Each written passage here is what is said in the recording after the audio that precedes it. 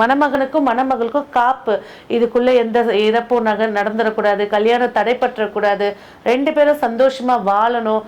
அந்த எண்ணங்கள் சில பேருக்கு தற்கொலை எண்ணத்தை தூண்டி கொடுக்கும். எந்த ஒரு நெகட்டிவ்னஸும் வரக்கூடாது அப்படின்றதுக்காக தான் அந்த மருதாணி நவகிரகத்துடைய தலைவன். அதனாலதான் அந்த மருதாணி சூரியனோட நிறமான செந்நிறமாக ஆரஞ்சாவோ மெஜந்தா கலராகவும் நம்ம கையில் இருக்கக்கூடியது. அப்போ ஒரு நல்ல வாழணும், கலத்திர தோஷம் இருக்குது, திருமணம் நடைபெறலை, அப்போ லக்ஷ்மி மந்திரத்தை சொல்லி மருதாணி போடுங்க, அந்த தோஷம் நீங்கி கல்யாண வரனை ஏற்படுத்தி கொடுக்கும். கல்யாணம் அப்படின்னு வச்சிங்கனாக்கா சுக்கிரனுக்கு நட்பு கிரகம் புதன்கிழமை, வியாழக்கிழமை, வெள்ளிக்கிழமை, வளர்பிற திங்கக்கிழமை, இந்த கிழமைகளை தவிர்த்து ஞாயிறு, செவ்வாய், சனி 3 கிழமையில திருமணம் செய்யக்கூடாது. அனைவருக்கும் அன்பார்ந்த வணக்கம். நிகழ்ச்சியில் நம்ம சந்திக்கவிருக்கும் சிறப்பு விருந்தினர் doctor Revathi Rajesh Khanna, famous astrologer. வணக்கம்மா. வணக்கம். ஆக்சுவலாக மேடம், மருதாணி என்றாலே வயசு வித்தியாசம் இல்லாமல் எல்லாருக்குமே ஒரு ஈர்ப்பு அது மேலே இருக்கும். இன்னொரு பக்கம் பார்த்தீங்கன்னா மருதாணி வச்ச யமனையே வெல்லலாம் அப்படின்னு சொல்லிட்டு நம்மளோட முன்னோர்கள்லாம் நம்மக்கிட்ட நிறைய சொல்லியிருக்காங்க. பொதுவாக இந்த மருதாணியோட வரலாறு எப்படி வந்தது? மருத வாசனின்றவங்க யார்? Very good, super. அதாவது மருதாணி நிறைய பேர் என்ன நினச்சிக்கிறாங்கன்னா அழகுக்கு போடுறது அப்படின்னு நினச்சிக்கிறாங்க. மருதாணி அப்படிங்கிறவ பார்த்திங்கன்னா ஒரு யட்சினி, ஒரு தேவதை. எந்த வகையான தேவதை அப்படின்னு பார்த்தீங்கன்னாக்கா வனத்தில் வாழக்கூடிய ஒரு தேவதை. இவளோட பேர் அப்படியே எடுத்துக்கிட்டிங்கன்னா மருத வாசினி அப்படின்னு ஒரு பேரும் இருக்குது, மருத சுஹாசினி அப்படின்ற பேரும் இருக்குது. அதாவது இவ பார்த்திங்கன்னா வனத்தில் வடக்கு திசையை ஆளக்கூடிய ஒரு தேவதைவ. இவ என்ன பண்ணுறா, முழுக்க சூரியனையே தன்னோட தந்தையாக ஏற்றுக்கிட்டு யமனையும் சனீஸ்வரனையும் தன்னோட அண்ணருங்க அப்படின்னு சொல்லி தனக்குள்ளேயே ஒரு உலகத்தை உருவாக்கி சூரியனை ரொம்ப விரும்பி விரும்பி விரும்பி அவள் பாசமாக, தந்தைன்ற ஒரு பாசமாக வளர்றா.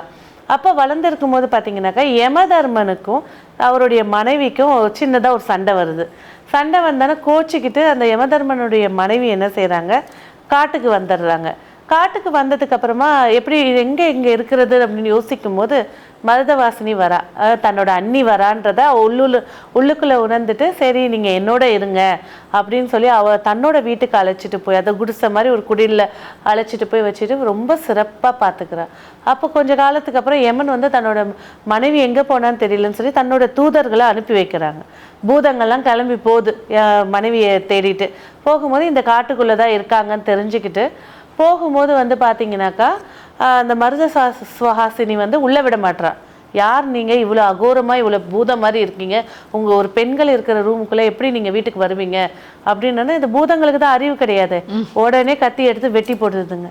வெட்டின சில நேரத்தில் அந்த இடமே ரத்த பூமியாகிட்டு அந்த யமதர்மனுடைய மனைவி அழுது கதறிட்டு அந்த பூதங்களுக்கு சாபம் விடுறா. சாபம் இட்ட கையோட யமதர்மனே இறங்கி வராரு. என்ன ஆச்சு, ஏன் நீ வரமாட்டுற, இவ தான் எனக்கு வனத்தில் வச்சு என்னை பாதுகாத்தா, எப்படி நீங்கள் இவளை கொல்லுவீங்க, இவளுக்கு உயிர் கொடுத்தாதான் நான் உங்களோட வாழுவேன், இல்லையா இனிமேல் உங்களோட வாழ்கிறதுக்கு வாய்ப்பே இல்லைன்னு சொல்லி பெரிய இது போட்டேன்னு உடனே சனி பகவான் இறங்கி வராது. என்னதான் பிரச்சனைன்னு கேட்டுட்டு வரும்போது அப்போ உயிர் கொடுக்குறாங்க. உயிர் கொடுத்தானா அந்த மருத சுவாசினி எழுந்து நிற்கிறா. எழுந்து நின்ன உடனே அவள் சொல்கிறா, உனக்கு என்ன வரம் வேணும் கேளுமா, நான் தரேன் அப்படின்னு சொல்லும்போது, அண்ணா நான் உங்களை அண்ணாவாக நினச்சி நான் பாவிச்சிட்ருக்கேன், உங்களால் மக்கள் துன்புறுத்தக்கூடாது, துன்பப்படக்கூடாது, மகிழ்ச்சியாக இருக்கணும் அப்படின்ற போது சரி நீ மருத சுவாசினி இந்த இடத்துல நீ ஒரு மூலிகை செடியாக அவதரிப்ப அப்படின்னு சொல்லி அன்னிக்காரி வரம் கொடுக்குறா. ஸோ உன்னை அரைச்சி யாரெல்லாம் கையில் மருதாணி வச்சுக்கிறாங்களோ அந்த மருதாணி இருக்கிற வரைக்கும் 6 நாளைக்கு அவங்க மரணகண்டமே வந்தாலும் நான் போய் பிடிக்க மாட்டேன்னு யமதர்மர் சொல்கிறார். அதுக்கு அடுத்தது சனி பகவான் சொல்கிறார், உன்னை மருதாணி உன்னை யாரெல்லாம் வச்சுருக்காங்களோ அந்த கையில் அந்த இருக்கக்கூடிய 10 நாட்கள் அந்த மருதாணி அழியிற வரைக்கும் அவங்களுக்கு என்னால் எந்த துன்பமும் கொடுக்க மாட்டேன் வாக்குறுதி கொடுக்குறாங்க. மகிழ்ச்சியாக இவங்கெல்லாம் கிளம்பி போயிடுறாங்க. மருதசாசினி அந்த வனத்திலே பார்த்திங்கன்னா மூலிகை செடியாக உருவெடுத்து வைக்கிறா. அதனால தான் மருதாணி பார்த்திங்கனாக்கா எல்லார் கல்யாணத்துலேயும் கண்டிப்பாக மருதாணி போடுவாங்க. ஆமாம், அது என்ன நினச்சிக்கிறாங்கன்னா மருதாணி ஃபங்க்ஷன் மெகதி ஃபங்க்ஷன்லாம் வச்சுக்கிறாங்க. அது என்ன நினச்சிக்கிறாங்கனாக்கா அது ஒரு விழான்னு நினச்சிக்கிறாங்க. அந்த பொண்ணுக்கும் அந்த பையனுக்கும் காப்பு மாப்பிள்ளைக்கு மணமகனுக்கும் மணமகளுக்கும் காப்பு, இதுக்குள்ள எந்த இறப்பும் நடந்துடக்கூடாது, கல்யாணம் தடைப்பற்றக்கூடாது, 2 பேரும் சந்தோஷமா வாழணும். அந்த எண்ணங்கள் சில பேருக்கு தற்கொலை எண்ணத்தை தூண்டி கொடுக்கும். எந்த ஒரு நெகட்டிவ்னஸும் வரக்கூடாது அப்படின்றதுக்காக தான் அந்த மருதாணி. இப்ப நிறைய பேர் அந்த கோனை எடுத்து போட்டுக்கிறாங்க. அது இதுக்கு சாஸ்திரமே கிடையாது. நம்மளோட எதுக்கு இந்த வட்டத்தை போட்டாங்கன்னு நினைக்கிறீங்க? எல்லார் கையிலயும் பாருங்க ஒரு மருதாணி குப்பி வச்சுட்டு ஒரு வட்டம். அந்த வட்டம்ன்றது சூரியன், நவகிரகத்துடைய தலைவன். அதனாலதான் அந்த மருதாணி வந்து சூரியனோட நிறமான செந்நிறமாக ஆரஞ்சாவோ மெஜந்தா கலராகவும் நம்ம கையில இருக்கக்கூடியது. அந்த சூரியன் சின்னத்தை போட்டுட்டீங்க அப்படின்னா மருதாணி, யமதர்மரு, சனி பகவான் நம்மளுக்கு வசியமாவாங்க. இது இன்னொரு கட்டத்தில் என்ன ஆகுதுன்னு பார்த்தீங்கன்னாக்கா, இந்த மருதாணி வந்து நிறைய பேருக்கு நன்மைகள் செய்ய ஆரம்பித்த உடனே சூரிய பகவானே மானசீகமாக அந்த மருதாணிக்கு வரம் தராரு. உன்னை யாரெல்லாம் வந்து எந்த மந்திரம் சொல்லி கையில் மருதாணி போடுறாங்களோ அந்த மந்திரம் சித்தியாகும்.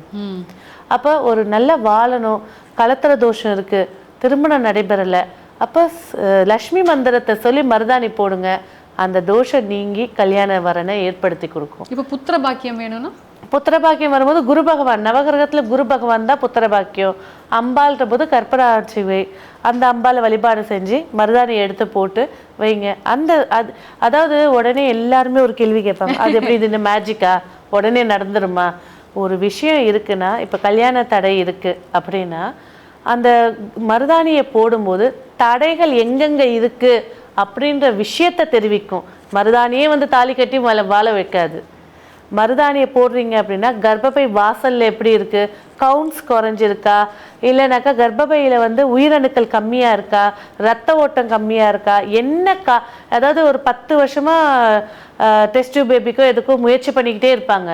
ஆனா எந்த காரியம்னே என்ன பிரச்சனைனே தெரியாது, நிற்காது. இந்த மருதாணியை எடுத்து வச்சு போடும்போது இந்த பாயிண்ட்ல தான் ப்ராப்ளம் இருக்கு தெரிஞ்சு அது கியூர் ஆகி கர்ப்பத்தை வளர்த்து கொடுக்கும். ஓ சூப்பர் சூப்பர் மேம். இன்னொன்று பார்த்தீங்கன்னா, இப்போ நீங்கள் சொன்னது தான் எனக்கு ஒரு சந்தேகம். மருதாணின்றது வந்து அந்த இலையை எடுத்து நம்ம அரைச்சி வைக்கக்கூடிய அதுக்கு ஒரு நல்ல பவர். இப்போ ஆனால் நிறைய பேர் வந்து ஃப்ளாட் சிஸ்டமில் இருக்கிறதுனால இந்த கோன் வாங்கி வச்சிடுறாங்க. இந்த கோன் வாங்கி வச்சா அதுக்கு ஈக்குவலான பவர் வருமா? கண்டிப்பாக வராது. அதனால தான் மனஸ்தாபங்கள், மனக்குழப்பங்கள், மன ரீதியான சங்கடங்கள் இதெல்லாம் வரதுக்கு காரணமே வந்து இந்த மாதிரி மெட்டலிஸ்டிக்கா போறது காரணம் இதுதான். மருதாணி இதுதானே மேடம்? அது மருதாணி தான். பட் ஆனா வந்து அது போடுறதுக்கு அது கெமிக்கல்ஸ் அதெல்லாம் போட்டு நம்ம கையால அரைச்சு எடுத்து வைக்கிறதோட அதாவது இப்ப இந்த காணொலியே பாக்குறீங்க எல்லாரும், நான் சொல்ற மாதிரி ஒரு வாட்டி போட்டு பாருங்க. சொல்லுங்க, அவங்க மைண்ட் செட் எப்படி இருக்குன்னு சொல்லுங்க, கமெண்ட்ஸ் கொடுங்க. கோனையும் ஒரு வாட்டி போட்டு பாருங்க, அப்போ உங்களோட மைண்ட் செட் எப்படி இருக்கு அதையும் கமெண்ட்ஸ் பண்ணுங்க. உங்களுக்கே வந்து வித்தியாசம் தெரிய ஆரம்பிச்சிடும். இப்போ மருதாணியை வாங்கி மிக்சியில் அரைச்சிடலாம்னு சொல்றீங்களா?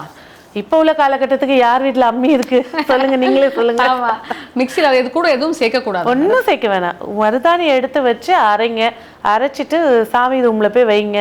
உங்களுக்கு தெரிஞ்ச மந்திரத்தை சொல்லுங்க, 3 வாட்டி சொல்லுங்க, எடுத்து கையில போட்டுக்கோங்க. சில பேர் குலதெய்வ வசியத்துக்குலாம் போடுறாங்க, எடுத்து வச்சு குலதெய்வத்தை கும்பிடுங்க, உங்களுக்கு காப்பு ஆட்ட உங்க கூடவே இருப்பாங்க. இன்னொன்று இந்த கொப்பு வைக்கிறாங்கல்ல மேடம், பார்க்க ரொம்பவே அழகா இருக்கும். அந்த கொப்பின் இது வட்டம் வந்து சூரியன் அப்படின்னு, கொப்பின் பின்னாடி என்ன ரகம்? அண்ணன்மார்கள், சனி பகவானையும் யமதர்மனையும் இந்த கைக்கு பாதுகாப்பாக இதை வச்சிருக்காங்க.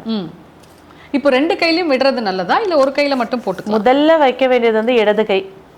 ஏன்னா வந்து நம்மளுடைய பாசிட்டிவ், அதாவது பாசிட்டிவ் எனர்ஜி, நெகட்டிவ் எனர்ஜி, இந்த 2த்துல வந்து பாசிட்டிவ் எனர்ஜி தான் அதிகரிக்கணும். பாசிட்டிவ் எனர்ஜி சொல்லக்கூடிய ரைட் ஹேண்ட்ல எடுத்து இடது கைக்கு வச்சுட்டு அது முடிச்சதுக்கு அப்புறமா வலது கையில வச்சுக்கலாம். வச்சா வந்து ரொம்ப சிறப்பா இருக்கும். இந்த மருதாணி வைக்கிறதுக்கு ஏதாவது குறிப்பிட்ட நாட்கள் இருக்கா? கண்டிப்பா இருக்கு. அதாவது உங்களுடைய ஜென்ம நட்சத்திரம் தெரியுது அப்படின்னாக்கா அதுக்கு அடுத்த நாள் 2வது நட்சத்திரம். ஃபார் எக்ஸாம்பிள் ஒருத்தர் அஸ்வினி நட்சத்திரம்னா 2வது நட்சத்திரம் பரணி நட்சத்திரம். இல்லையா, உங்களுக்கு அதெல்லாம் பார்க்க தெரியல, இன்னைக்கு உங்க நட்சத்திரம் தெரியுதா, அதுக்கு அடுத்த நாள் வைக்கிறது தனத்தாரான்னு சொல்லக்கூடியது. ஸோ நட்சத்திரத்திலே வந்து உங்க நட்சத்திரத்துக்கு 2வது நட்சத்திரம் வந்து பணத்தையும் பொருளாதாரத்தையும் உயர்த்தி தரக்கூடியது. அப்போ அன்னைக்கு எடுத்து நீங்க வைக்கும் போது குபேர மந்திரத்தை சொல்லி வைக்கும் போது வராத பணம் தடைகள் எல்லாத்தையும் நீக்கி கொடுக்கும். இன்னொன்று, பிறந்த கிழமை, நீங்கள் எந்த கிழமையில பிறந்தீங்க அந்த கிழமையில மருதாணி வைக்கிறது. அதாவது உங்களுக்கு உண்டான உங்களோட திறமையை வந்து வெளிக்காட்ட முடியல, ஒரு இடத்துல முடக்கி இருக்கு, ஆஃபீஸில் கூட நான் செஞ்ச ப்ராஜெக்ட்டுக்கு அவன் பேர் வாங்கிட்டு போகிறான், இந்த மாதிரி நிறைய பேர் மனஸ்தாபத்தில் இருக்கிறவங்க அவங்களோட பிறந்த கிழமை அன்னைக்கு மருதாணி வச்சுக்கிறது பேர் புகழ் திறமையை வெளிக்காட்டும். இது ரொம்ப சிம்பிளா இருக்கு மேம். ஏன்னா நிறைய பேருக்கு இந்த நட்சத்திரம் ஜென்ம நட்சத்திரம் இதெல்லாம் தெரியாது. ஸோ அவங்க பிறந்த நாள் கட்டாயமா அவங்களுக்கு தெரியும், ஞாயிற்றுக்கிழமையா திங்கக்கிழமையா அப்படின்னு சொல்லிட்டு. ஸோ அந்த நாட்கள்ல இடுறது வந்து சிறப்புன்னு சொல்ல வரீங்களா? ஆமா, அதுவும் விடுங்க, எனக்கு கிழமையும் தெரியாது. மருதாணி யாரை தெய்வமா கும்பிட்டா? சூரியனை. ஞாயிற்றுக்கிழமை வைங்க, நல்ல சிறப்பு ஏற்படுத்தி கொடுக்கும்.